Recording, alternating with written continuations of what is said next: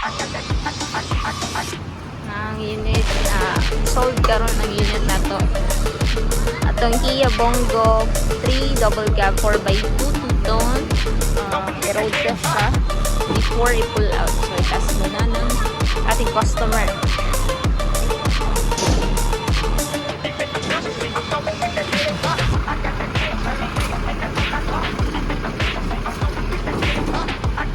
Yan, nakabalik na itong buyer.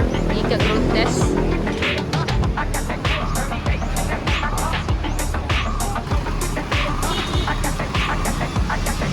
Buyer natin from Samal.